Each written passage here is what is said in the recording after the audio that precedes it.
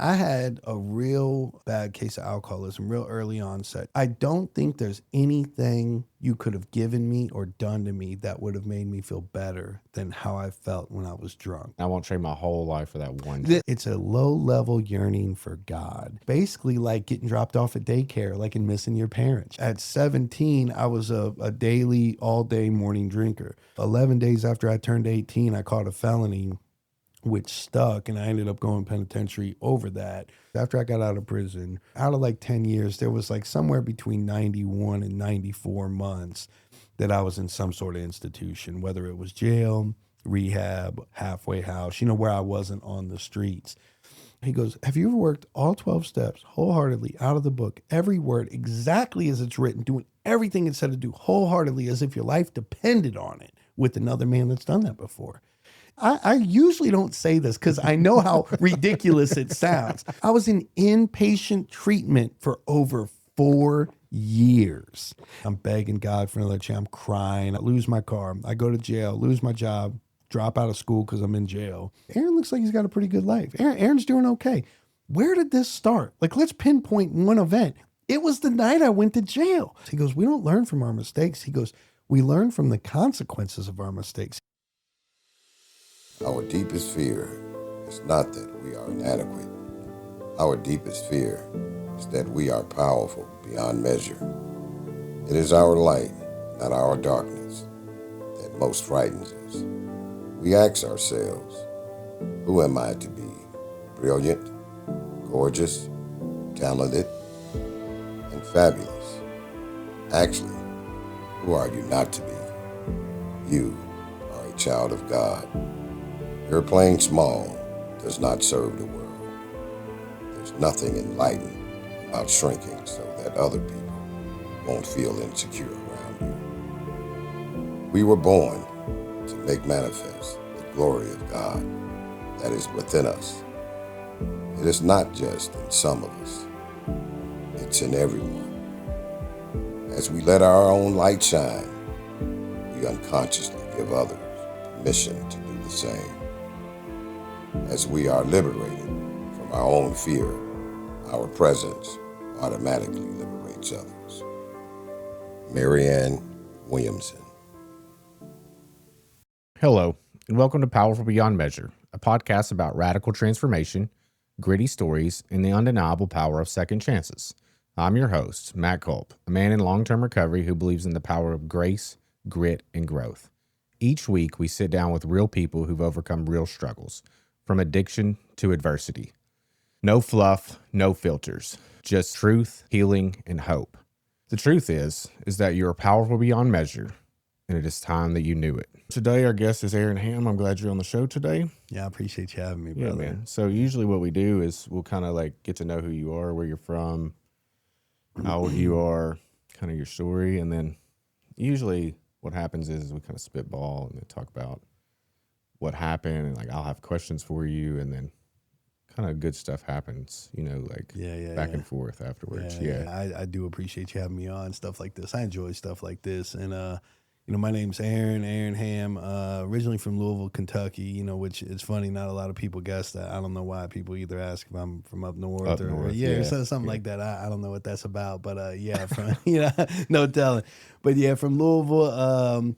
I'm 41 years old. I've been in Nashville since 2012. I my whole life I kind of struggled. Well, not my whole life, but after probably about 12 or 14, started getting in trouble, started drinking, using drugs. And I was just a guy that trouble just found me. You know what I'm saying? Like, I know a lot of people, some people, frankly, that maybe were a little worse than I was, but just they didn't find as much trouble. They just kind of, I don't know if they just lived in a basement or if they rode around in cars with, updated license plates. I don't know what the deal was, but I was a guy that just always got in trouble. And so I was always bouncing around from one place to another, either, court system or my parents or just not welcome places anymore. And I washed up in Nashville for one of those situations just to kind of, reboot, try to change my life. Moved into a sober living in 2012. I've been here ever since. So that's pretty much it in a nutshell. Do you want me to go, Well, one, you look like you might be in the witness protection program. Oh yeah. That's why you're in trouble. a lot. I promise I'm not. Yeah. It's somebody. Are you Italian? No, I'm not Italian. It's a funny story. Funny, I left this out. I don't know why, but the things I get all the time, people ask me if I'm from up north, if I'm Jewish or Italian, and I'm none of those. I'm an Englishman. You know what I'm saying? From Louisville. You know what I mean? So, I'm sure I know why people. I talk with my hands a lot. You know what I'm saying? I got mannerisms and I got facial features that maybe look like one of the three. But nah, you know what I'm saying? My dad. The only thing was my father was from Chicago. So he had a little bit of that in him. That might be it. That may be where some of that comes from. But yeah, no witness protection. So, but I had this guy at UPS. His name was Jamie, and he wasn't like a criminal type character, but I was like, "Where are you from, man?" He would always say, "I'm from Chattanooga," and I was like, just the way he presented himself, I was like, "Dude, you're not from Chattanooga. Like you're in the witness protection program for sure." You're definitely something's definitely up with you. Got about 3 IDs in his wallet. Yeah, that's funny. Like in Louisville, right? Louisville, yeah. That's a big city. Do you live in city or? No, we lived in the suburbs. And it's funny too because it's I grew up. My father, he was a doctor. My mom was a stay-at-home mom. We lived in the suburbs. Nice house, nice neighborhood. Up until 10th grade, I went to private school. I went to Catholic grade school, got into a Catholic high school, and got kicked out of there the summer of my sophomore year. And that's how I grew up. It was just I had a real bad case of alcoholism, real early onset. The first time I drank alcoholically. The very first night I ever took a drink, I blacked out. I was sick the next day. It was in 8th grade. I came home from school sick the next day. And like I said, it was, I started drinking. My dad, it was a funny story. My dad had this long bar. It was honestly 12 or 14 feet long. And like I said, he was a doctor. And what would happen is these pharmaceutical reps, they would always throw these little events. They take doctors out to lunch, stuff like that. Yeah. Well, they throw parties. And my dad, he would say to him, he would go, I'll host a party. Like, you want to have a party? We'll have a party in my house. And the reason he would do that is because he would buy, a ton of liquor, bill it to the drug company. He'd buy like 100 bottles, serve 2 bottles, and then have his liquor for the rest of the year. And he didn't need to do that. He wasn't poor. It was just the type of guy he was. So, he, you know what I'm saying? If he could, but he had this long bar constantly stocked with, hundreds of bottles, literally. And so the first night I drank, I knew I was going to do it again. So I swiped a bottle. And back in the day, it took me about 10 or 11 days to kill a 175, drinking, 5-6 shots a night, whatever it was. And I drank every night for months before my parents caught on to that. But anyway, started getting in trouble. I kind of lost my train of thought. Did you drink by yourself? Oh, yeah. I drank every night by myself. I would wait till everyone went to bed. And I'd have the bottle in my room, and once everyone was asleep, I had this little styrofoam cup, they make them in like 6 ounce and 8 ounce, and I had a 6 ounce one. And I finally found the right amount, and I remember I marked it on the cup with my fingernail where to pour the vodka to, and I would drink it every night in my room alone. And it was fun. It's real alcoholics or whatever. I mean, they understand exactly how that feels. Like, I don't think there's enough words or time to explain that to somebody who's not an alcoholic. But when I drank, I swear, and I've thought about this, like I've pondered on this. I don't think there's anything you could have given me or done to me that would have made me feel better than how I felt when I was drunk. Like, if I had won the lottery and had the coolest car, like that would, don't get me wrong, that would be wonderful. But I swear to you, I don't think I would have felt as good internally, sober, having all those things, as I did drunk without any of them, just in my room, alone, 8th grade. There's like this line in the big book, my old sponsor, he's like, this is the only thing I don't disagree with, I do disagree with. He says, like, my best day drinking is better than, or my worst day drinking is better than my best day. Yeah. That whole line. Like, yeah. And he was like, I don't know if that's true because I've had some amazing days drunk. Yeah. And it's so funny you say that. That's, I think I don't know if that's the end of we agnostics or whatever, but he talks about, he goes, I wouldn't trade my best moments drinking, for the worst I have now. And there's some debate about that. And I heard, and you can really get into semantics on that, but I heard a guy, and this may be a stretch too, but he was almost like, he was basically saying that the way he read it was that he wouldn't trade his life now, like for the best. I don't think that's exactly what it says, but I mean, he's like saying, I won't trade my whole life for that one drink. That's the way the guy took it. And I'm not saying that's what it says either. Yeah. I mean, anyone that's a good can way read to look it, at it, but just kind of, but the way I look at it is, I did have a lot of fun drinking, but it was almost like, again, I don't want to get too far off in the wood, but like almost sent that. It'd be like if somebody said, hey man, you can have $100 million and have worldwide fame and all this, but you're in a wheelchair, paralyzed from the neck down. You're in a club in Vegas, you know what I'm saying? Like balling out, but like kind of alcohol, it even when I was partying, having fun, like my parents weren't happy with me. It does give you things, but it also robs you. Mm-hmm. Yeah. It's like a blessing and a curse. It really does. Yeah. It really does. And, there's that viral video. I can't remember the kid's name, but he pulls up and he's in like a Hellcat or something and like in a Miri fit, he's fresh. And he sees his like ex-girlfriend walking down the street and he's like, yo, Heather, he's like, remember when you told me I was nothing but a junkie and like, I'd never be nothing. He's like, well, look at me now, fresh, smelling good. And the girl's got this weird face. And then it cuts to him in reality and he's just laying on the sidewalk. There's no car. He's just hallucinating. He's like detoxing. Like he's really not in the, and it's kind of like, I don't know. Like when I was drinking, man, I felt so cool. I felt like people liked me, but like, I'm sure in reality, a lot of people were just like, who's this arrogant, like sloppy? I don't know. I don't know. But I don't know. There was definitely fun out there, but I feel like it made me, I was talking to the last guest. His name is the last, he's a therapist or whatever, but we were talking about how I feel like people, like we don't know how to come out to play. Mm-hmm. We don't know how to be, in some ways, like a child. We don't know how to live in be okay with ourselves. Mm-hmm. Yeah. So when we drink, it gives us that. But not everybody lives as uncomfortable as us. Yeah. Yeah. Yeah. No, it's there's things that you hear so many times in the rooms that, and I'm in my head a lot, like maybe nobody thinks this, but if something is said a lot in the rooms, I feel like if I say it, people will think I'm just regurgitating it like that. I don't really feel it. But one of those things that you hear a lot is that I never felt, connected to anything or always felt distant or whatever. Yeah. Those are my earliest memories. Like, people, if you said, like, what's the first things you remember about life? It's uncomfortable. The world just seemed exclusive and mildly hostile and kind of unwelcome. I felt apart from. And one of my favorite things, I think it was Sandy B that talked about it, but it's, how Carl Jung, met with Roland Hazard and all this, and what happens after that. Well, anyway, but in the 60s, Bill wrote a letter to, Jung. He basically said, he goes, Jung kind of started it. He told Roland about it. Roland met Abby. Abby came to me. Kind of, he's the one that said, seek something spiritual. Yeah, it's got to be something outside of yourself. Yeah. And apparently Bill wrote Jung a letter, and Jung wrote him back, and he goes, it's great to hear from him. He goes, things are a lot more,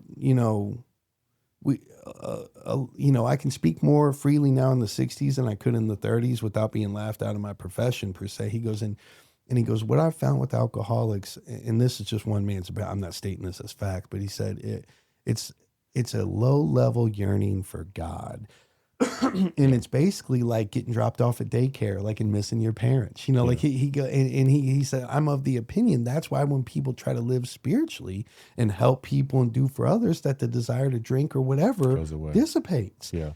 And that really made sense. I mean, I can't swear that that's true, you know what I'm saying? But it makes sense to me. It's I always kind of felt like I have this weird belief. There's a guy that used to live here. He's graduated, but he asked me one time, we used to talk on the phone a lot. He said, oh, what do you think it is? Mm-hmm. And I was like, I think it's like almost like we have a open nerve to life, and we experience, like you said, the experience of like how life felt for me and you was different. Mm-hmm. But I think that yearning is like, I believe that we're born this way, right? Mm-hmm. Like by birth. but I feel that we would not seek God if it wasn't there. Mm-hmm. It is our path to find God, because if we didn't have this, we would be so, dude. Yeah. Yeah. So there would be no humility in me ever. Yeah. It knocked it right out of me. Yeah, that's funny. There's a guy, Steve L, that I love in Nashville, and he says, he talks about the program, or, whatever recovery program. And Yeah. he goes, there's nothing that it asked me to do that I was just about to do before I got sober. Like, there was no, there was nothing. You come in and they say, hey, go make amends or go pay this money back. And like, that was on my list. Like I've been planning on going back to walk, or, if it is, or, be nice to, oh, he was mean to you. Like, try to forgive him, pray for it. It's like, there was nothing that was on the tip of my tongue. So it's just, I had to be beaten badly enough. And one of the, I love the, there was this letter. I was in this long story. I was in this treatment, and like people who weren't even like my counselor were like taking an interest in me. Like I just looked sick. Yeah. And so people would stop me in the hallways and try to give me like an encouraging word. And one gave me this letter that Tebow wrote on the ego. If you ever heard the line, he goes, the alcoholic ego would be, the recuperative powers of the alcoholic ego would be comic if they weren't so tragic. Yes. And it was a letter, and he referenced the pink cloud. He goes, and people bad rap the pink cloud. Like if someone comes in and they're happy about their job at McDonald's or whatever, and people, oh, he's on the pink cloud. Oh, She's it's coming. Yeah. And he goes, I don't think the pink cloud is necessarily a bad thing. He goes, it actually is kind of good. He goes, what it is he goes, albeit temporary, it's a perfect suppression of the alcoholic ego. Because when you come in and you're just broken, everything's good. Like, oh, this is my bed. Like, oh, I got a job at Blue Coast Burrito. I remember calling my mom bragging because I got a job at Blue Coast Burrito. I'm all happy. And then before you know it, 3 weeks is about mine. It comes in, it's like, you're 31 years old working at Blue Coast Burrito. I'm like, yeah, that is horse shit, isn't it? You know what I'm saying? And then and you're taking the bus. This little guy over here's got a little car and you don't have it. It's like, yeah, this is horror. I'm being mistreated. It grows back, and but the point is, the only way that gets suppressed in me is just a thorough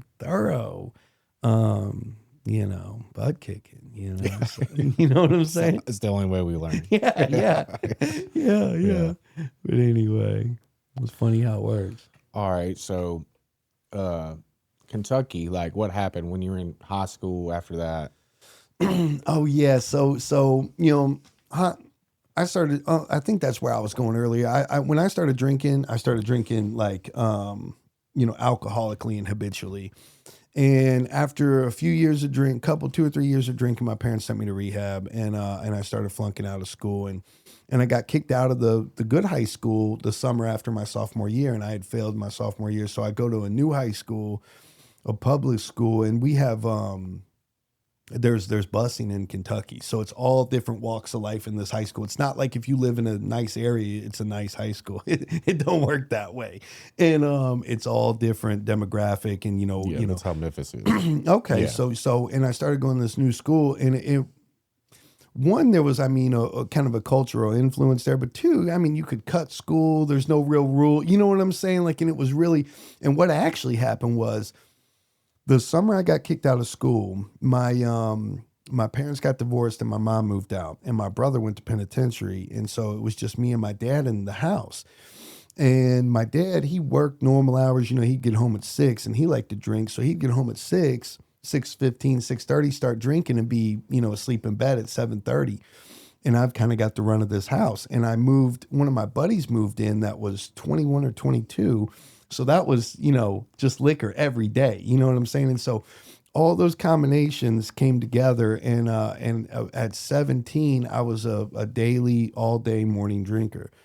And I ended up 11 days after I turned 18, I caught a felony, which stuck. And I ended up going penitentiary over that. And then when I got out, my brother got out about a year after I did. And it was just kind of off to the races. Neither he and I were in school. We didn't have career paths. We were already convicted felons. And it was just kind of like, we weren't out, like we weren't holding up banks. You know what I'm saying? Like we weren't, we weren't shooting folks, you know what I'm saying? But every form of trouble, besides like any really heinous stuff like we were just into. And we kind of just like, honestly, like this is kind of our lot in life. And there was, for the next 10 years after I got out of prison, I had it figured up at one point, but out of like 10 years, there was like somewhere between 91 and 94 months that I was in some sort of institution, whether it was jail, rehab, halfway house, where I wasn't on the streets. And I would just, I would go somewhere, I would do some push-ups, you know what I'm saying? I would stack up some money from Blue Coast Burrito, you know what I'm saying? I would weasel my way back into, my dad's house or whatever it was, and I'd go on a run, you know what I'm saying? And my runs, I'm sure, you see this all the time, you probably relate to it, but they get shorter and shorter, you know what I'm saying? They go from 6-8 months before interruption to, 3 months, and then, 8 weeks, and you know what I'm saying? So, and I probably started wanting to get sober and somewhere around 06, and my sobriety date's not until 2016. So it was about 10 years of kind of wanting this, but just not understanding exactly how to do, even though people told me. I didn't get it. I didn't see the correlation. It's a weird thing how you can hear it. I heard it for 10 years, exactly what to do. You go, no, not that. Yeah. That? No. Yeah. Not doing that. And then I would go back and I would do one of those things. Mm-hmm. They go get a sponsor. I go, I got him. I don't call them. Yeah. Yeah. And then I get him and I do that, but then I wouldn't go to the meetings. Or I go to the meetings, but I wouldn't get the sponsor. I would just do the thing, but I wouldn't do all of it. I'm going to do it my way. Yeah.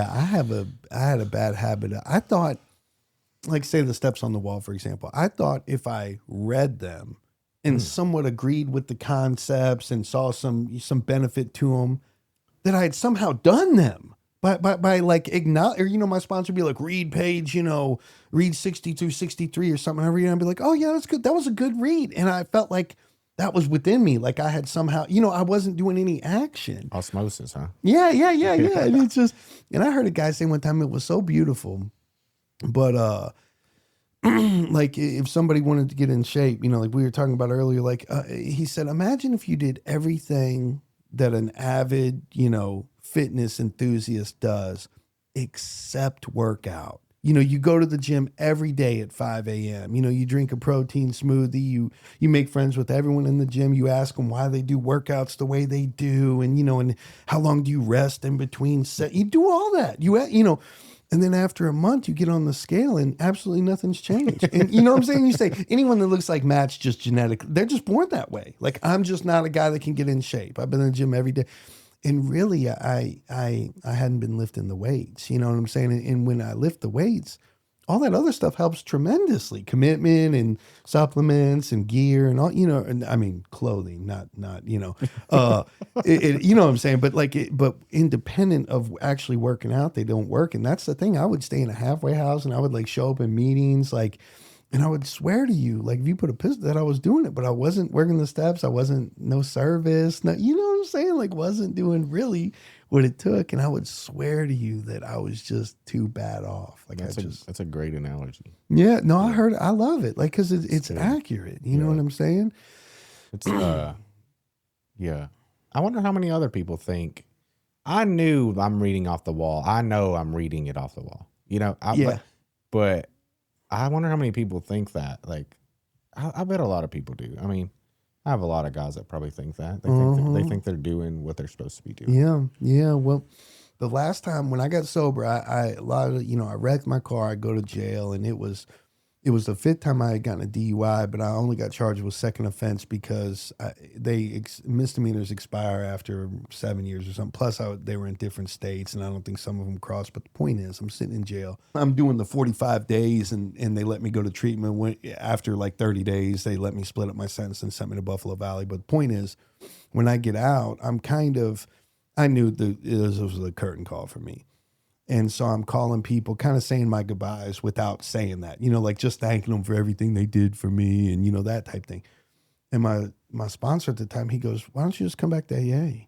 And I go, bro, I said that it just doesn't work for me. And he goes, have you ever worked all 12 steps? And I'll never forget it. I said, of course. I was like, I've been, I said, or no. He goes, have you ever worked all 12 steps? I said, dude, I've been to treatment so many, here, I've done this. I've been to thousands of meetings, literally. And he goes, that's great. It's not what I asked you though. He goes, have you ever worked all 12 steps wholeheartedly out of the book, every word exactly as it's written, doing everything it said to do wholeheartedly as if your life depended on it, with another man that's done that before? And it was like an epiphany. I was like, and I was like, I go, no, actually and he goes, I guarantee you if you do that, you'll be sober.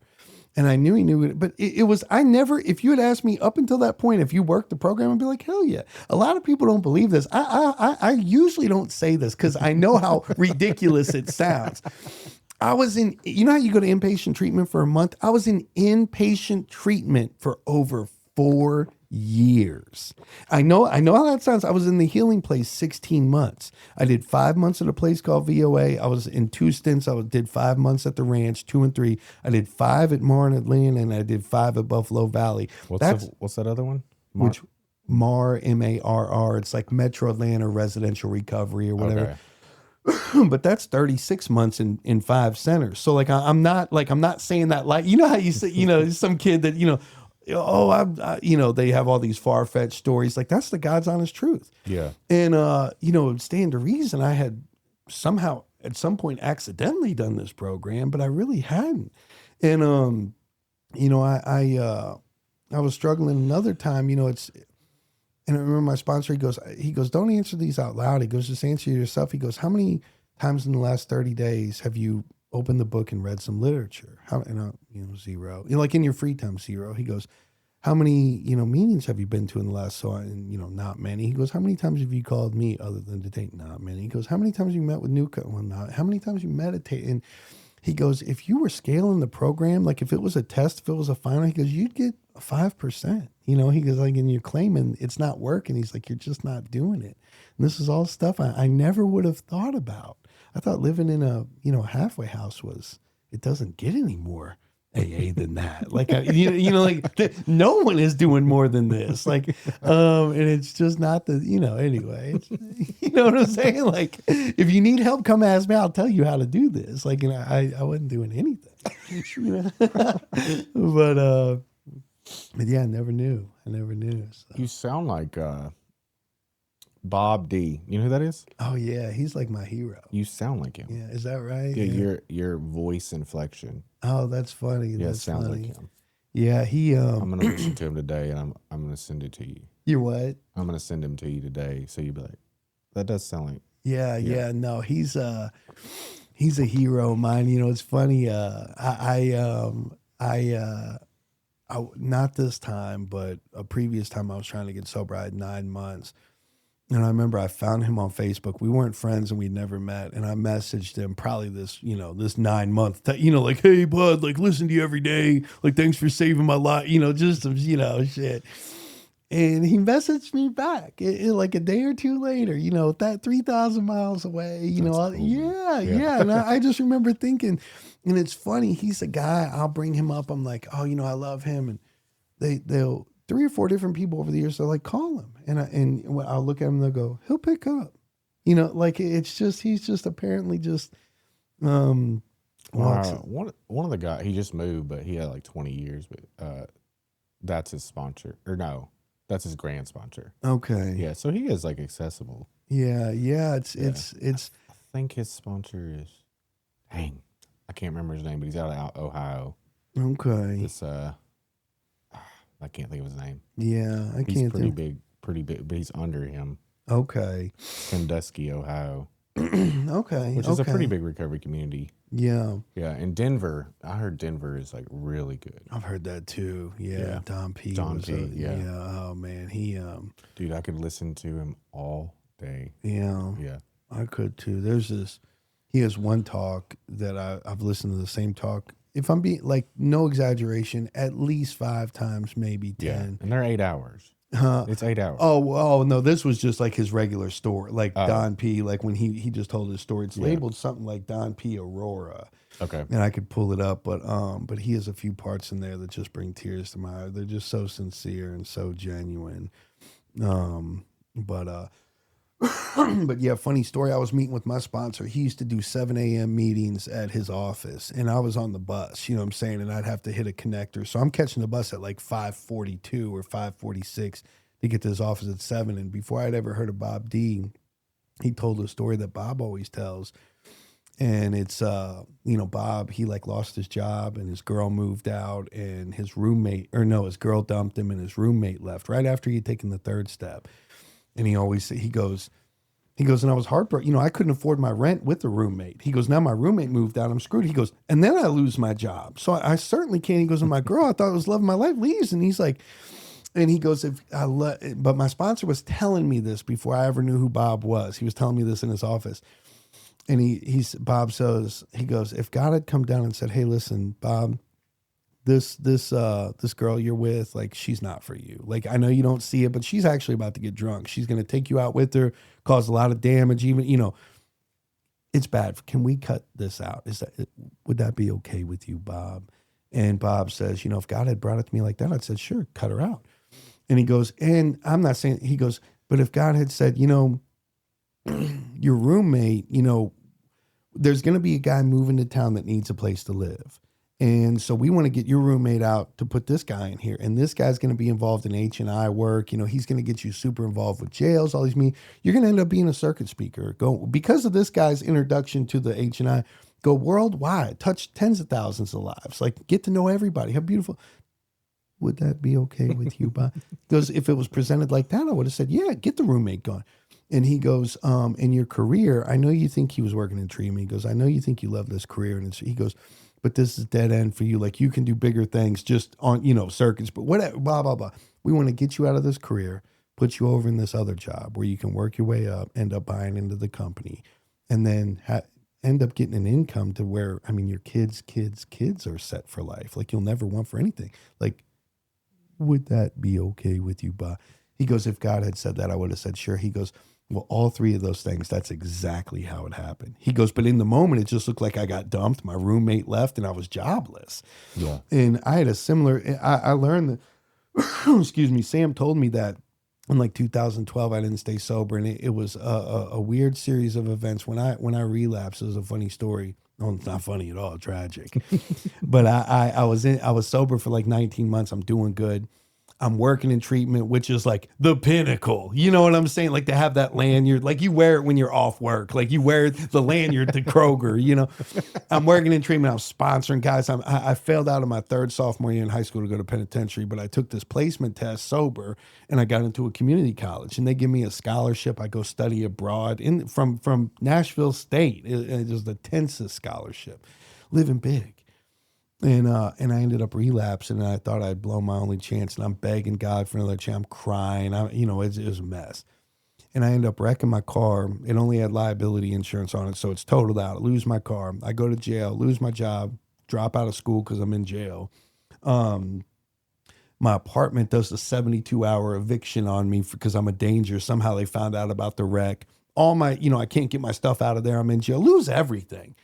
And if you had come to me in jail, and said like, man, this, this could be the answer to your prayer or something like, they'd have left on a stretcher. Like I wouldn't have cared. I couldn't have heard it. I would have thought it was, and it turns out that because of that, I stayed in jail. I sobered up. I got to go to treatment for free. I got sober. I ended up getting a job that I love. I meet the love. My life was beautiful. And if you were like, if there was somebody in heaven that like could see my whole life, excuse me, like time didn't exist. You could just see my whole life. And you just said, Aaron looks like he's got a pretty good life. Aaron's doing okay. Where did this start? Like, let's pinpoint one event. It was the night I went to jail. What looked like the worst night of my life. And this isn't like a Tony Robbins, like feel good talk. This is reality. It looked like one of the worst nights ever. And that night was the catalyst for everything I have. It was the answer to my prayer. I wanted it to be more gentle. I wanted I wanted the answer to be a little more love, a little more tender. But you wouldn't have did it. Yeah, exactly. Yeah. Exactly. And but yeah. I'm going through like something, I'll ask you in a minute, but in my sobriety, I'm going through something where God came to me like I like woke up in the middle of the night, it was like earlier than I should have woke up in the morning. And it was like, you'll either let it go or I'll rip it from you. And I go, I'm good. You can have it. Because so many times in my life, I've held on to things too long and not done the right thing. And every time it gets ripped from me, whatever it is, it's bad, and I don't want to go through that. But that's 11 years of being, with God and like being able to hear and understand what's going on in my life, I've learned like sponsoring, man, and doing recovery housing that it actually helps me be a better sponsor and a better director of sober living. Is people are going to do what they want to do, and they have to learn it the hard way. There's nothing that I can do or say that's going to adjust that behavior unless they're ready. My job is to make them feel loved and that I'm here when they're ready. If I try to control and manage and operate these people's lives because I think I know better, I'm just moving the bottom pretty much. I'm cushioning their fall. And I could be doing it in a wrong way. I could be trying to scare them. That's what happens a lot. A lot of people will say, you're going to die out there. If you do this, that's going to happen, and I'm like, that's none of my business. That's between you and God. And like, I'm just here to love on you. And at the end of this, you'll know where home is and you know where to come, where you need to. When you need, like, when we went to that sponsor and he was like, have you actually read the book? Have you actually went line by line and did exactly what it says? Have you been to the meetings? Are you meditating? Are you doing these things? I want to be there when that person's ready to hear it. But if I offend them or if I try to control them in the process of getting there, they'll never come back. Someone told me that very, very early on. Is I think Susan Benz. Oh, yeah. Yeah, she said, if you ever offend them, they'll never get anything from you ever again. And I understood the control that I had over these people's lives. Like, some of these people are indigent. They don't have anywhere to go. Yeah. Yeah. So, like, yeah, I can make you do the dishes. I could probably be passive-aggressive about it. I could be aggressive about it. They're not going anywhere. They don't have anywhere to go. But once I offend that person, they'll do the dishes. They don't got nowhere to go. Yeah. But they'll never get anything from me ever again. My job is to be there to love them and allow them to have space enough to figure it out on their own, in a safe environment, Same, sponsorship's a little bit different. It's a little more intimate, but I've been more successful removing myself from sponsees after a while and then them actually not having me there to over time. Every time there's been like chronic relapsers in my life, where like every time they would pick up the phone, they should have been calling God, not me, And until I got where I would go, because I'm an alcoholic, I have no boundaries. I'm coming to get you, So until I would go, nah, not this time. You figure it out, man. Let me know when you're really ready, Yeah. Until I got to that space, I was an unsuccessful sponsor. They loved me. I loved them. We had great relationships. We had intimate, vulnerable relationships, but they were not successful in those chronic relapsers. I was successful in, a lot of sponsees, but there was these guys that just, everybody knows them, like everybody's got these guys in their life. Everything they touch turns to gold. As soon as they come in, they do everything right. They're perfect. And then boom. And you're like, what is happening? Yeah. Yeah. Yeah.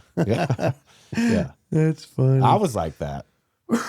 I would disappear though, but I was like that. Yeah. I was very, if I'm in a structured environment, I engage with structure very well. And I usually, am able to lead.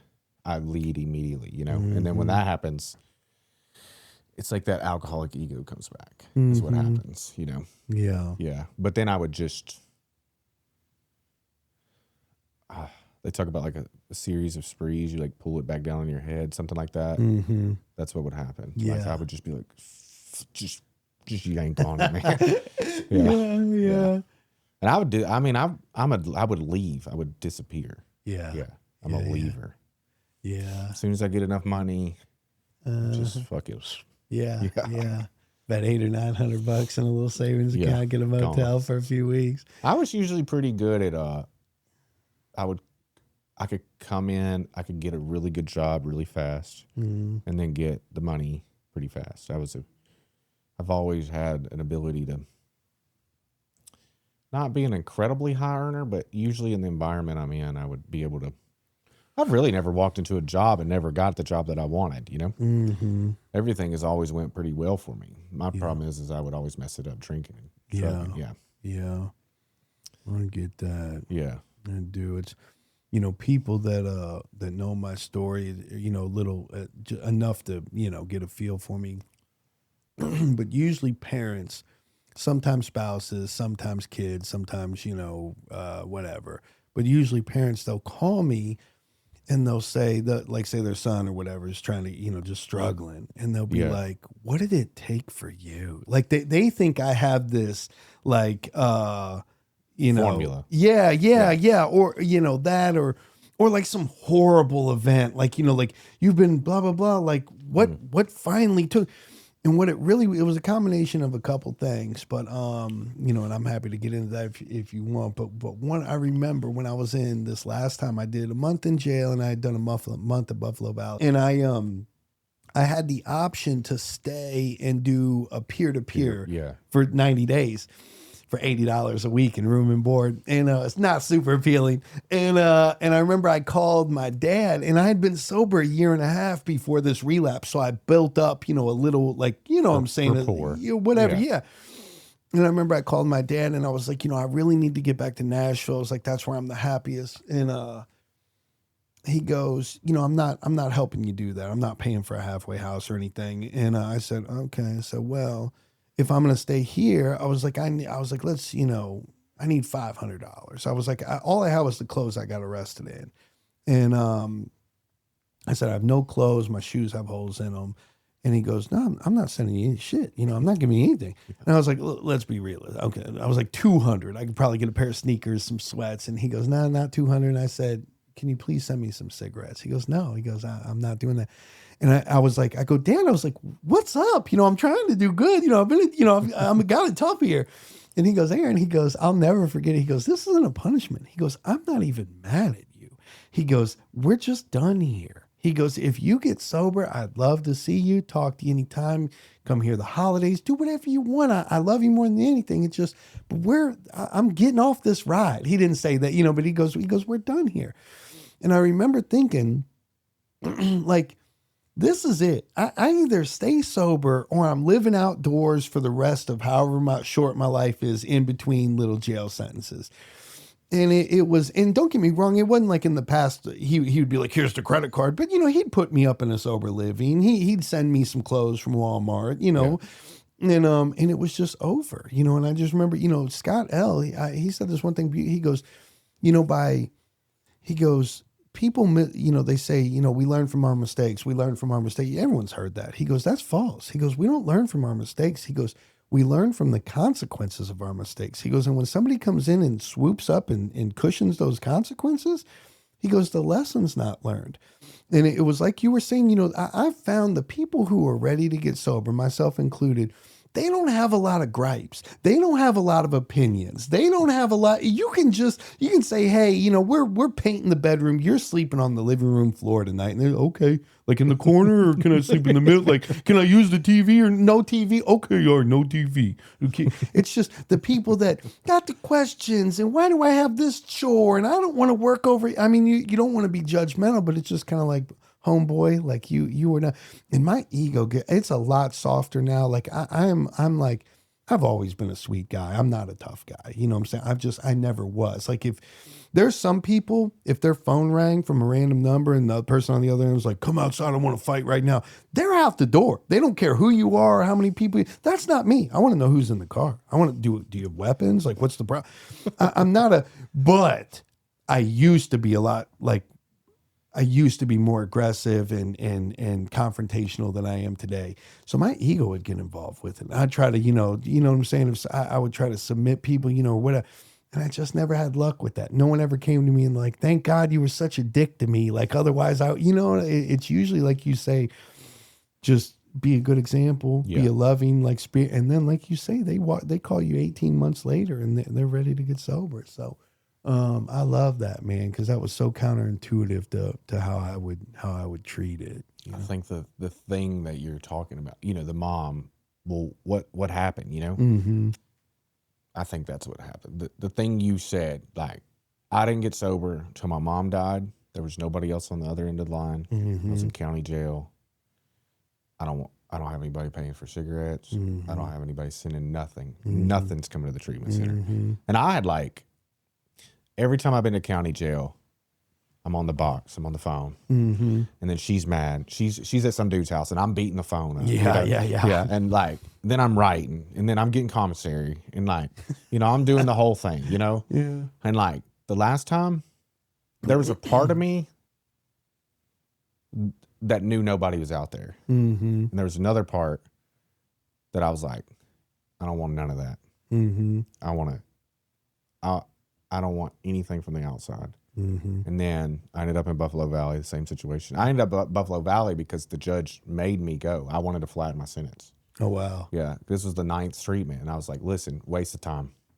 Just let me flatten 3 and I'll be done. Mm-hmm. And he was like, yeah, you're pretty much an idiot. I'm sending you to treatment. Yeah. And he sent me there and no cigarettes, no money, no family, no nothing. And that's what has to happen, Mm-hmm. I think. Yeah. Yeah. It's so true. People, I really don't know a safe way to say, and what my heart means is a little different than how it's going to come out. But if you asked me to, if you just take people in treatment and you say the number one reason people don't stay sober after treatment, I know it's nuanced and there's millions I get that, but it's usually the catalyst is some sort of enabling or support from the family. No, people don't leave treatment to go sleep behind a dumpster. You don't see that very often. You don't go to Cumberland Heights or DP and see someone walking out of there and they're like, I guess I'm going to, pitch 10 under that tree over there. It's someone's picking them up. Somebody's telling them they can come home now. I mean, that's hard. I don't want anyone to listen to this and think that I'm scolding them for help. That's you understand what I'm saying? It's a hard thing to say, but when people have no other options, truly no other options, more times than not, they get sober. Yeah. That's why it's so hard for people that have good jobs, a lot of money. Yeah. It takes so long Mm-hmm. because the bottom is so far. Yeah. Yeah. Yeah. There's there could be an emotional bottom, but dude, you can go for a long time. You got a lot of money and a good job. Yeah. Yeah. I couldn't imagine being in detox and having a credit card that worked or having, 20 grand in the bank. I'd have no shot. You know what I mean?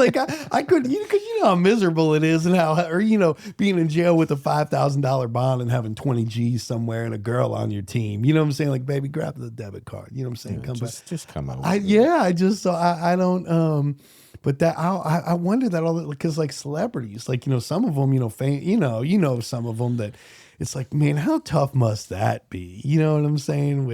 You could go on tour and make $5 million real quick. There's a lot of, in the past 5 years, there's been more celebrity. It's become more cool, more acceptable, more open. No, you're definitely right about that.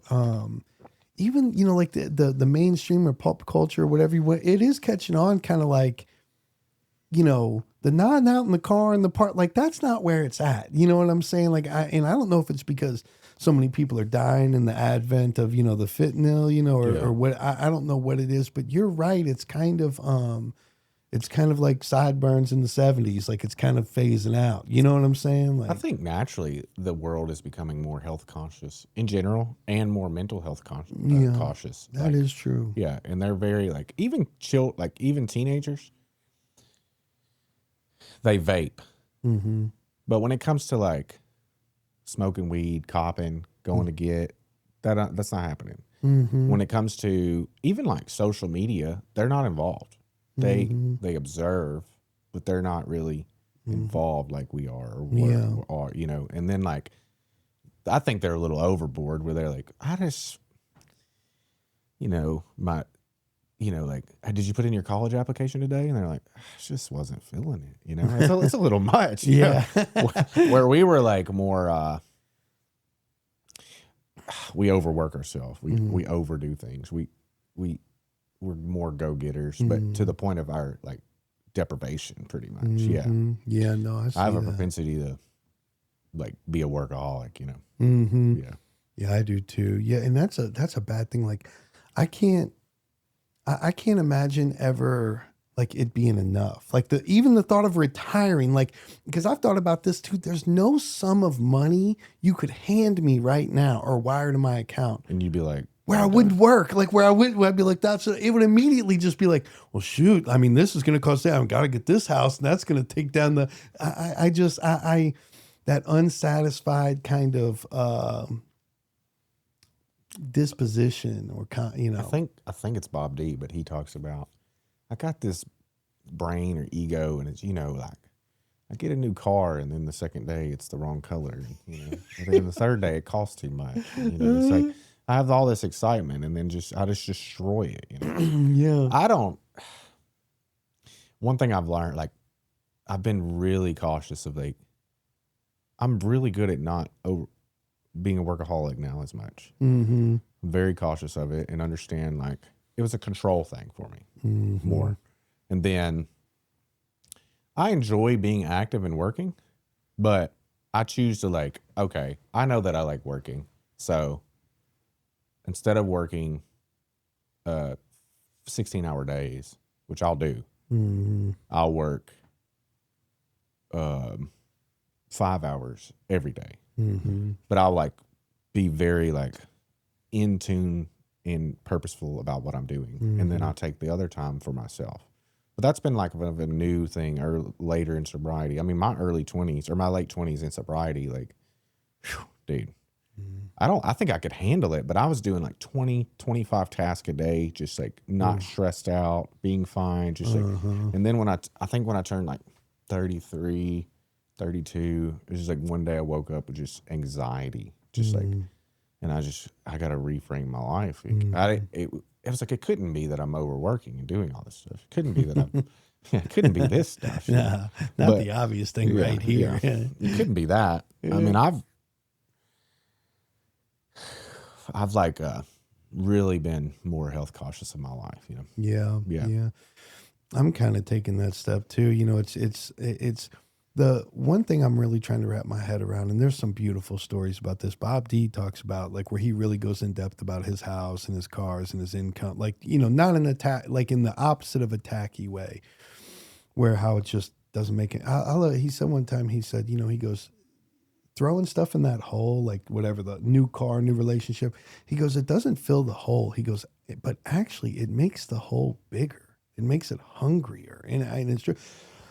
There's a couple beautiful stories about this, but one, I don't even know who this guy is, but my sponsor, my first sponsor, Sam, told me, and it was somebody, I think he sold scripts to Disney or something. You know, he was a nobody, you know, working, you know, fast food or whatever, menial, but he was a writer, and he always knew that, you know, if he made it big, he'd be happy. And I think he sold like 2 scripts and, you know, under like a month and got paid. I mean, you know, big. And, or something like that. And he went out and he got, you know, a jet card He bought this big mansion, you know, the cars, all this, and this all happened suddenly. And he was moving into his big mansion. He goes, and the movers were bringing in all this brand new expensive furniture. He goes, and when the movers were done, and he had everything in them, do the curtains, you know, it was a done. And he goes, when they left, he goes, I let them out the front door, shut it, locked the deadbolt, and turned around. He goes, and this overwhelming sense of depression washed over me, because his whole life when he wasn't happy, he knows if he gets the big house and the car, like that's the answer. The answer's out there. I'm not totally screwed. The answer's in the universe. I just need to get it. And then he got it and realized, like, he didn't feel like it's a little exciting, but you don't feel any different. And it's just like, oh, now what? Now what? Like I can relate to that on certain areas. It's just the truth, but what I swear, you know, there's all those exercises like, you know, pretend you're on your deathbed, you know, and life's over. You're 91, you know, you've got hours, blah, blah, blah. And, you know, kids are growing up, all this. It's like meditate on that, then open your eyes and realize like, oh, like now, you know what I'm saying? I can live my life properly now, but it's kids, family, and health. And I love what you said, because I never took, you know, I love McDonald's. I smoked cigarettes heavily. You know, I drank, of course, you know, used drugs. And now it's like, I really am trying to be, you know, whether it's sauna or what, you know, they got these full body MRIs for not very expensive, you know what I mean, that you can do. And none of that was around years ago, you know, or maybe it wasn't, and I just didn't know about it. But it is weird how you get on, you know, social media or wherever you look, it's just kind of like, hey, this, you know, this can help you out. This can, you know, because it's health and family, and of course sobriety and, you know, giving back. Yeah. But that's really what it is. Anyway, I've seen different little podcast sets, and there it's nothing like this. This is straight. Yeah. I've never had a hobby in sobriety. Oh yeah. I sponsor men. I do sobriety. I do entrepreneurial things. You know, like if it doesn't make me money, I ain't messing with it. Yeah. Yeah. So like this was like, I bought a boat 2 years ago. That's like, when I make it, I'll buy the boat. Yeah. And I bought the boat cash, and I enjoy that. That's my space. I grew up on the water, and it's just like what I want to do, you know? Yeah. But this was like, there's 2 reasons for it. I don't really know what it's going to be yet. It's kind of in its early stages, but I was like, I don't really have a hobby, you know? This has only cost me money, it's never made me money. Yeah. So, you know, but I was like, I know to be a successful podcast, I could really advocate to bring on higher end people. Then it would blow up. That's what most people do. Like really successful people bring on great guests, like whatever, you know, whoever they are. But I don't really I think that I want there to be a space for the guys that I know, the guys in my houses, the guys that like maybe even have like 10 days, like to talk to them, like to see like all different, I don't know if I want to do that or the success stories, or like right now I've been doing the success stories, and I brought people, you know, with 8-9 months on. So that's, but then I was thinking about doing like the whole, like make the room pretty much a meeting, and have like a meeting every week. You know, I would need more chairs, more cameras and stuff. But I think that would be a pretty cool idea. I feel like I can find the people to come on every week, you know, and then you just bring a guest on. A lot of podcasts are actually set up that way now. They're instead of one person, it's like 3 or 4 guys, and then they bring on a guest. Yeah. There's like there's a sports one I watch. I'm trying to think who's all on there. But it's like 3 people that played NFL sports. Okay. I think they all play NFL. And then they bring on sports players.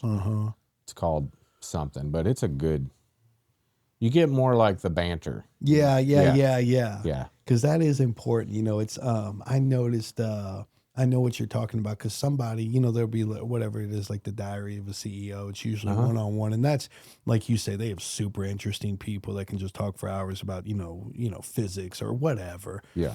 But there is an element where, you know, it's 3 or 4 guys, lots of times that know each other pretty well. You know what I'm saying? Kind of close buddies, and just have that natural kind of banter. And then if there's ever a lull, you know, obviously someone's got a question, you know, out of the 3 or 4. But I think that's a good thing. And you know, I like that. I mean, this is really authentic. And you know, something talking about the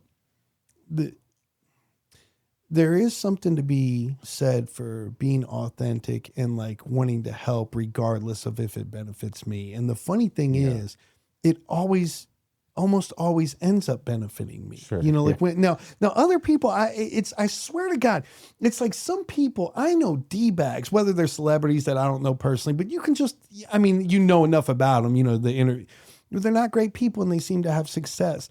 I'm not on that wavelength. Like anytime I try to cut a corner or keep a secret or withhold this little detail so that the deal can get done, it always crumbles. And I always joke, I was never good at anything. Like I was never good at anything. I wasn't good at school. I didn't excel in sports. I couldn't even sell drugs properly. Like I never made, and I tried, you know, all different stuff, you know, it just, I wanted to hook people up too much so they like me. I'd do too much, you know, I'd get caught, you know, it's just, I was never good at anything. And in the business I do, you know, I've achieved, you know, somewhat some, we're in the green, you know what I'm saying, or whatever. We're in the black, you know what I'm saying. We're not in the red. And when I started out, and I mean like my primary line of work, like, you know, what I started doing, I just remember thinking like, I want to create a good space for these guys. I want to, you know, be helpful. I was over there all the time and I wasn't, and I remember before you know it, like the money would get bigger and bigger, you know what I mean? Just almost as a byproduct. And, there's this guy, Clark, you probably know him, but I'm not, I do know his last name, but but we were in a jail meeting one time and he goes, you know, you know, one of the little theories or postulates or whatever is that, you know, our instincts are out of whack, you know, social security, sex, we want more of it. I want to be the coolest, toughest, you know, all this, have money. And he goes, but, you know, doing those things, we step on toes. People don't like us. They, you know, they can tell we're out for ourselves. You know, we undercut people, our self-esteem stuff.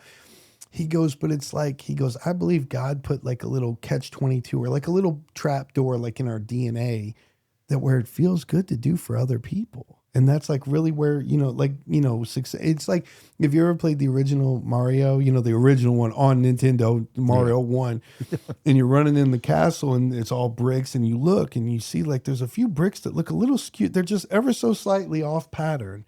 You're like, what the hell is that? And if you jump under it, you know, an extra man pops out, you know, like, and you'd never know that, you know, it's like, it's kind of like that. It's like, man, I need some money in my bank. I need a promotion. It's like, okay, work harder, be nice. You know, it's like, no, you don't understand. I need money. It's like, yeah, no, I do understand. Like you do, you know, go help him, go talk to him. It's like, I need to be working overtime. I don't need to help this idiot after the meeting. It's like, but when I do those things for other people, it's like you blink and you wake up and the areas of my life are better. You know what I'm saying? Like inadvertently, like, yeah.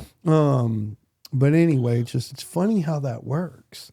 It is. I mean, I think a lot of people miss the fact that, like, what Bill found was not that if you turn your life over to God, you'll have sobriety. He didn't find that. Mm-hmm. I mean, that is what a byproduct of what happened. Mm-hmm. But he found that if he tries to help another alcoholic, he stays sober. Yeah. Yeah. Yeah. And like for a year, he was just like chasing alcoholics around. He stayed sober. You know? And like people just forget that's the main portion of this, you know? Yeah. No, it's so true, man. It's so true. I mean, I think they still like, people say it's a selfish program or, you know, they make it like about, it's a personal thing to them. I'm working my program, you know, I'm doing what I'm supposed to do, but are you helping people? Because you could literally help people, I'm pretty sure, and try to give the thing away you have and run your life into the ground and not be as spiritually attuned, but you'll probably stay sober. I mean, I see it happen all the time. I see people 20 years. Yeah.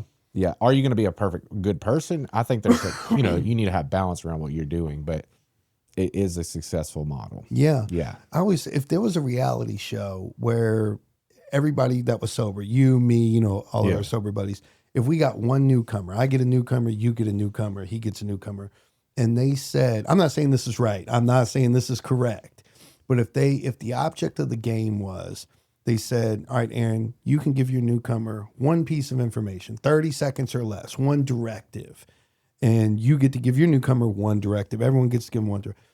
And whichever newcomer stays sober the longest, like the sponsor wins the prize. I would say, I would give them the line, our very lives as ex-problem drinkers depend upon our constant thought of others and how we may help meet their needs. Like just, Page 20. Huh? yeah, obnoxiously go out of your way to make everyone's life around you better. I would have to agree. Now, you know what I'm saying? Like, and of course there's God, there's the steps. I'm not downplaying it, but we don't have time for that. Like it's just one thing. Yeah. And you know, it's funny. I joke about it a lot, but most people have seen the Karate Kid, you know, the original one. And you know, he goes to Mr., you know, it's like I come in and I'm like, I want to be sober. You got to help me. I'm tired of going to jail. Well, yeah, I need to be sober. And they're like, well, make your bed and get to the meeting early and, you know, and try, you know, be healthy, do your chore, you know, extra good. I'm like, no. I was like, no. I need a license. I need an attorney. I need a good job. And they're like, no, we hear you. But anyway, but you watch the Karate Kid, you know, he goes to Miyagi. He's like, I heard you know karate. He goes, teach me. And he goes, well, you want to learn karate, wax my cars. And he's like, no. He's like, I'm not here to work for you. I teach me how to fight. He goes, you want to know you wax cars? He waxed them. He comes back. He goes, all right, teach me how to fight now. They're all sparkly. They're all waxed. And he goes, yeah, okay, cool. Paint the fence up, down. Yeah, and he's like, no, dude. He's like, are you screwing with me? And then it's sand the floors. And finally the kids had enough. And he's like, look, dude. He's like, see this black eye? He's like, this is going to happen again tomorrow. He's like, you've got to teach me. And Miyagi, he goes, wax the cars. And when he waxes, he goes to hit him and he blocks it. You know what I'm saying? You've seen them. He goes, paint the fence. He goes to kick him and that blocks it. He was teaching him how to fight the whole time. He just thought he was waxing cars and saying, and it is the same thing with recovery.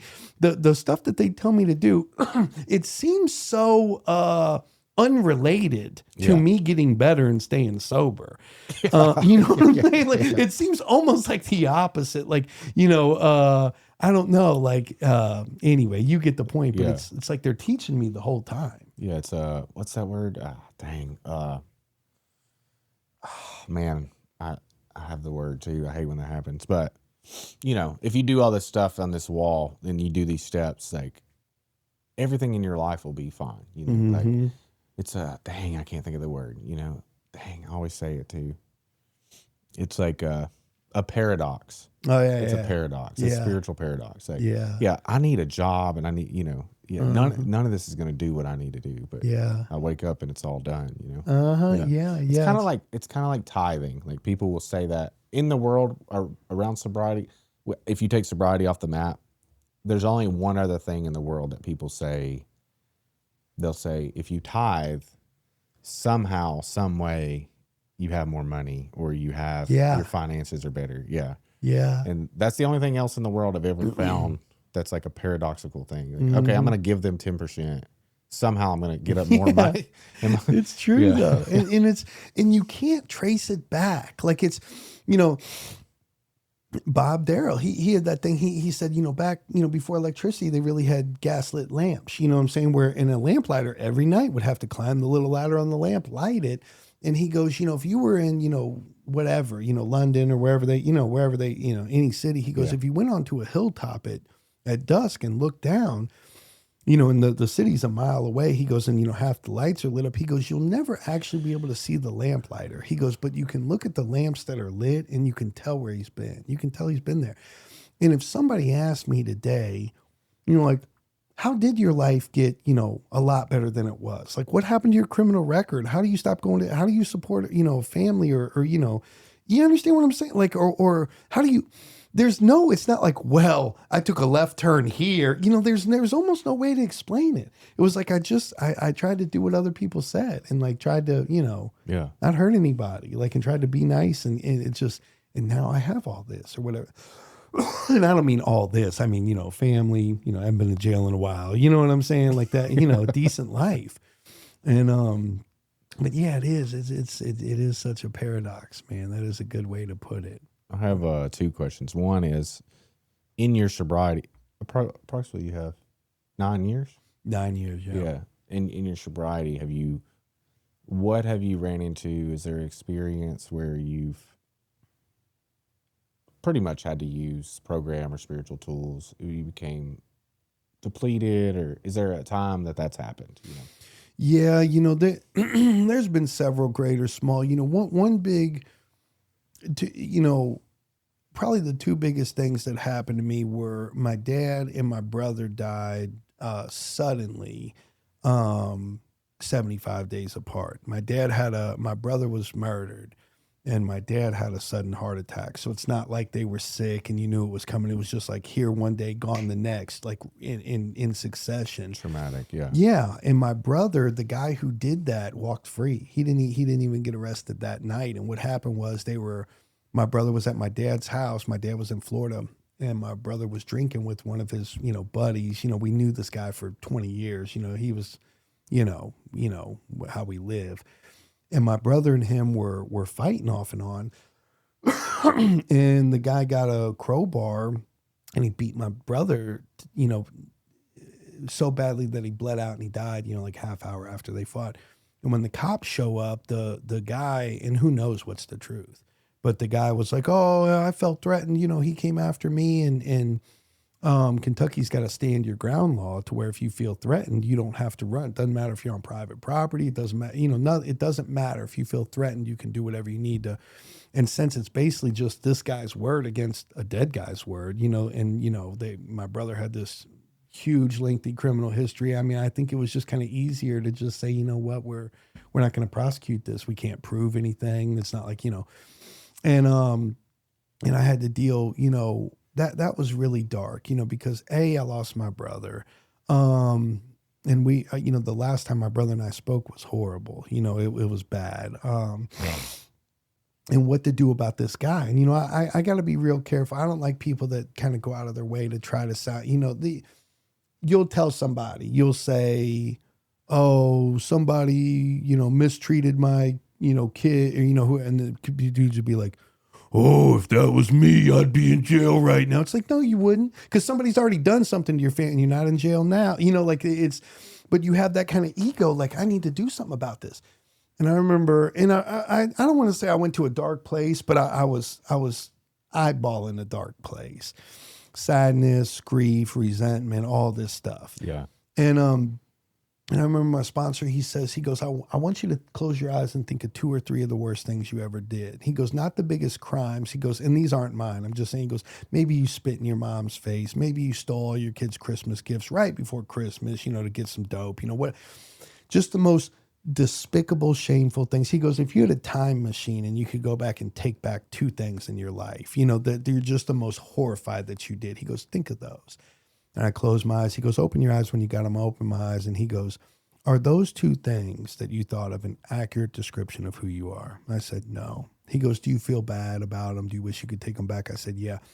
And he says, what if I knew about those 2 things? And I told everyone in the world. I posted it on Facebook. I said, yo, you think Aaron Hamm's a good guy? Well, listen to these 2 things. Here's who he really is.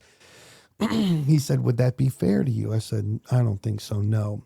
He goes, is it safe to say that you're human and you're fallible? And even though you're not an evil person, you're capable of really fouling some things up. I said, yeah. He goes, Aaron, your problem is, he goes, you judge people by the worst thing they ever did. People are only as good to you as the worst thing they ever did to you. I mean, you and me could be tight for 10 years. And if you do something like really, you take my wallet or something like that, like we're done. And if anybody asks about you, I'm going to say, yeah, he's a thief. And anyway, he goes, the $1 million question though, he said, those things you did, he goes, do you want, justice for those? Do you want whatever penalty you deserve? He goes, or do you want mercy and to be forgiven? I said, well, obviously I want mercy and forgiveness. I'm sure you've heard this. But he goes, it's mercy and forgiveness for everyone on earth, or it's justice and penalty for everyone on earth. He goes, now don't forget, you're a part of everyone. Aaron Hamm is a part of everyone. He goes, and you get to pick which one it is. But it's the same rule. If you want justice and punishment for these guys, then you need justice and punishment for all your wrongs as well. He goes, or would you just like to call it square? I said, I would like mercy and forgiveness, and he goes, well, you have to give that to other people. And it was a really groundbreaking thing because this may be different for somebody. It really might be. But the God that I pray to and the God that I believe in, if I think of the most heinous thing I've ever heard of, it can be a historical thing, you know, some historical figure that did some just horrible stuff. Think of the worst thing you can think of. And I said, okay, got it. And he goes, when I take that to God, if I say, God, listen to what this person did, listen how horrible this is. The God that Aaron Hamm prays to, I'll tell you what he doesn't say. He never says, oh boy, don't ever let that go. Like whatever you do, that's horrible. Oh, hang on to that anger forever. Ball it up, roll it up into a gooey, arsenic, tarry ball, stick it behind your left ventricle. Keep it there. It won't affect how you view society. It won't, filter into your relationships with your children. No. A little hatred's good for the heart. Make you sleep better, make you more healthy. It's never that. Regardless of what it is, it's let go of it. It's forgive them. And that was big. And then the other thing, it's smaller, but the greatest gifts I have in sobriety, one is my family. And the other one is, after my brother died, 75 days before my dad, I made it a point to drive up to Louisville about once a week and hang out with my dad. And I would meet him. Our kind of ritual was I'd meet him at a restaurant in Louisville. And after lunch, I would get in the car and drive straight back to Nashville. But this particular day, I met him at his house. And he goes, you want to pick up Grandpa? My grandmother was dead. And he goes, you want to pick up Grandpa? I said, yeah. So we pick up my Gramps and we go to lunch together. And then we drop my Gramps off and we have to go back to my dad's house to get my car. And me and him are talking and he's talking to me about my brother. And when I'm in Louisville on these days, I've got to get out of town at a certain hour, because if I hit rush hour in Louisville, then I hit it again in Nashville because the hour time change. And so I was like, Dad, I got to go, and he's like, and he just keeps talking. He's not being rude, but he's like, just kind of almost like I didn't say it. And a couple of times I said, Dad, I really ought to get on the road. And he goes, yeah, I know. He goes, we're talking. And it hit me. I was like, my brother's dead. All I got's my parent. Like how often do I really do this? I was like, I'm going to chill and talk with my dad. And I had already made an amends to my dad. I'm 2 years sober at this point. And I had made an amends to him and I owed him a big sum of money. And when I made my original amends, I'm sure I offered to pay him, but he wouldn't take it. I mean, he knew I couldn't pay it, so I don't know how much of a saint he was being, it was just kind of like, let's not make this awkward, like you can't, but anyway, for the first time in my life, I was actually making some money now. And so I decided to make like a second amends to my dad. I said, Dad, I feel like I owe you this much money. I said, I want to pay you back, and here's how I can do it. Here's the payment plan. It was a 10-year plan. It was a big sum of money. And he didn't want it. And finally I said, Dad, I want to be right with the universe. I said, I want to be square with everybody. I was like, please let me do this. And he said, okay, you want to do it? Let's do it. And we had this beautiful talk. I give him this big hug, and it was just so pure. And we looked each other right in the eye, and I said, I'm leaving. I said, I love you, Dad. And he goes, I love you too, A-Rod.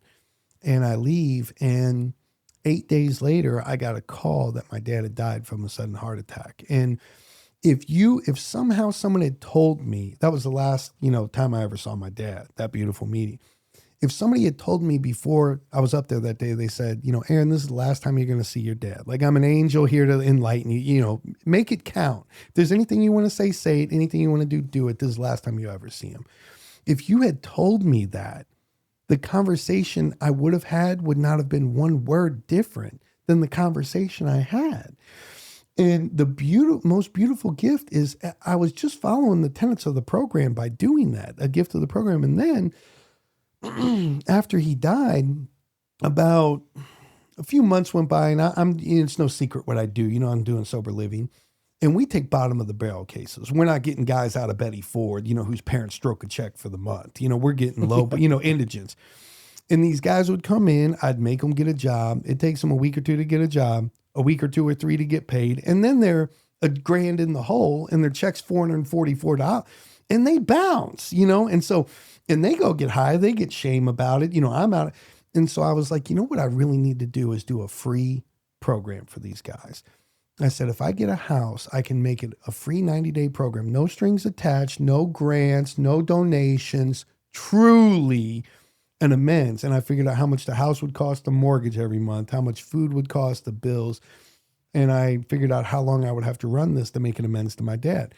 And I didn't want to do it because this is a lot of money and he's already dead. It's just, and finally I decided to do it. I was like, you know what, I'm going to do this. And I went under contract on a house and they said, we're going to close August 3rd. And I was like, boy, that day sounds familiar. And I was in traffic. I got the closing day and I'm laying in bed that night and it's late at night. It's like midnight 1. I think I'm like August 3rd. I was like, why does that? And it was my dad's birthday. That was the day we were closing on this house I was going to use as an amends to my dad.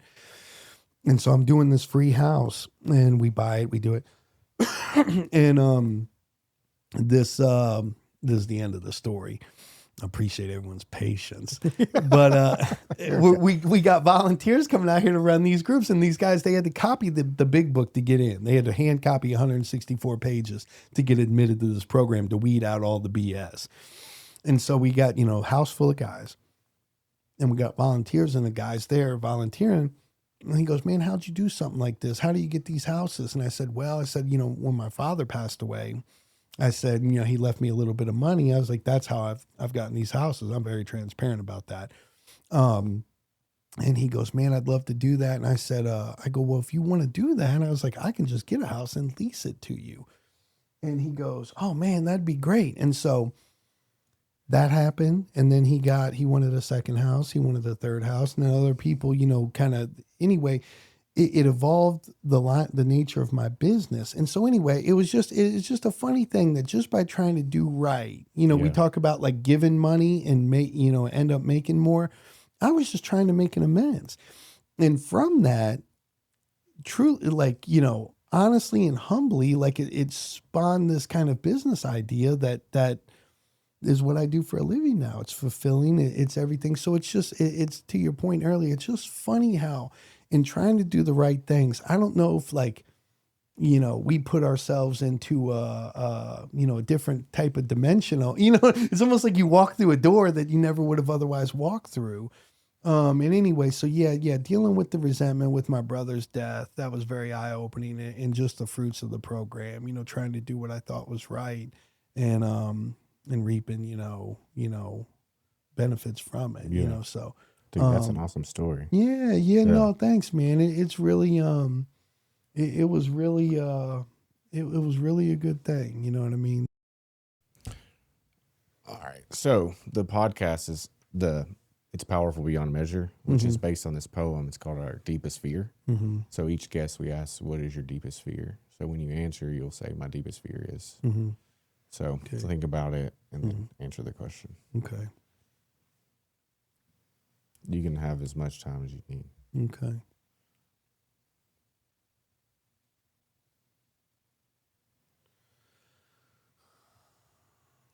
My deepest fear in life would be something happening to my kids, something out of my control, whether small and ongoing, just whether it them being, bullied or some, just anything bad happening to them out of my control, yeah, that would be deeper than anything. It's weird. It's like most of the guys that come on here, they say the same thing. Oh, really? Yeah. They it's a kind of a testament to show that they're that's what they care about, their children, their family, It's a cool testament. Some people say different stuff, but it's usually something happening to their family or that they can't control. Mm-hmm. Yeah. I don't fear that, I guess. I don't know. I mean, I have had that fear, something bad happening, but I kind of I'm like a whistling Dixie when it comes to spiritual things. I just leave my doors unlocked on my car, just say, God's got us, Yeah. And it's been successful so far. Mm-hmm. Yeah. That's where I'm trying to be, the fear part in the book, I really love. and you know, it was a funny thing, and this can be edited out if you want, or however you want to, but I was working in treatment, and my job a lot of days was to do the fear inventory on the board. And when my father was still alive, I had to do these examples to show guys how to do it. And one of the three, I used 3 examples, and one of the 3 examples was losing my father. And because he really was my best friend. I don't say that to like honor his memory. I was institutionalized. I didn't know if you really needed to get your tires rotated, or I didn't, you know, I didn't. I didn't know if that was a scam, you know, or I didn't know these things. I went to my dad for everything. And there's a part in there, it says, you know, we asked ourselves why we had this fear. You know, wasn't it because self-reliance failed me? And I could do everything I wanted to do, but I couldn't ultimately determine an outcome, you know, and it says, you know, we ask God to remove our fear and direct our attention to what he would have us be. Yeah. And I think God would say, and that's, you know, be a good son. Let him know how much you love him, how much you appreciate. Be somebody he could be proud of, you know. And if I do that, the fear of losing him would go away, because I didn't know I was going to lose my dad, you know, within a couple of years of doing these groups day in and day out. Yeah. But it's true. That's exactly what happened. I got sober. I made amends. And although I miss him tremendously, there's no, you know, there was nothing left unsaid. And anyway, I try to carry that into other areas, you know, and practice, you know, apply that to other things. But I mean, some things are tough. My sponsor would always say, he goes, what are we not putting on the table? Like, what can God not have? You know, and a lot of times it's my, you know, my relationship with my kids, my money, my reputation. A lot of time I want you to think I'm cool. Yeah. You know, and he goes, we need to work on getting all those chips. Don't touch my money or my girl. You know? Yeah. You can have everything else. Yeah. It's really just a word of like, I'm trying to help you by telling, you know, like, it's not for like, trust me. But yeah, man, but I love that you really have that. I want to get, you know, more into that. 'Cause I'm still feel like, you know, I do need certain things to go a certain way in order for me to be okay. It's probably 5 years in recovery. This guy named Wayne, I know, he said it's agnosticism. We overlook it in the book. Mm-hmm. We think that, well, we were agnostic at the beginning, but what we do is we piecemeal agnosticism. So, you know, you can have this part of my life, God, but you can't have this. Mm-hmm. Yeah. Mm-hmm. Everybody does it. Everybody, even if you're the most spiritual person you've ever met, you're not God, which means you're going to have some form of control over some area of your life. Mm-hmm. The idea is be aware and kind of allow him to take those things over time. You know? Yeah. Usually another one will pop up, you know, but it does happen for sure. Yeah.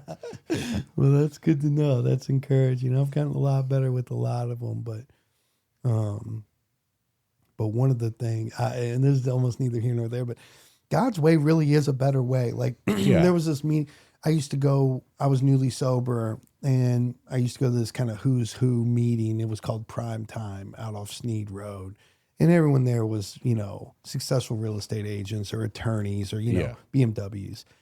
And I'm on, you know, catching a ride from somebody. I'm the only thing I had over anyone in that room is I could probably whoop some of them. You know what I'm saying? You know, that was my only. So I wore wife beaters, I had dreadlocks, I'd braid them, and I would take people's chairs intentionally. Like if they'd set their keys on the table in front of the chair, you know, there was tables, and I'd sit right in front of them because I used to love when they'd walk up and they'd go to sit down and see me, and they go, oh, and they'd look at their keys and look at me and just take their keys and walk away. And I'm thinking, yeah, it's, you know, it's mine now. And I told my sponsor, I said, this meeting's cliquey. I said, nobody wants me around. You know, they don't like me. No one talks to me. And he goes, I'll tell you what, for the next month, I want you to get there early and greet everybody. Smile at everyone. Ask if anyone needs help setting up and breaking down. He goes, you know, just go in there and be of service.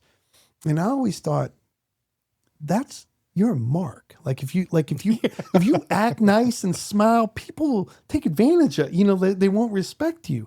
But I wanted to stay sober, and I did that, and I started being nice, you know, a little, you know, what I thought was like a little dork, a little yes man, you know, and I started being nice, and then I got invited to sushi. And then people, you know, they'd say, hey, sit here. And then one of them, they had 3 opening shares every meeting where they asked a person to open them, with the share. And I got asked to be an opening share. And after a month, it was literally a month. I'm not one of the most popular guys at the meeting, but kind of close. Everyone said hi to me. Everyone knew me.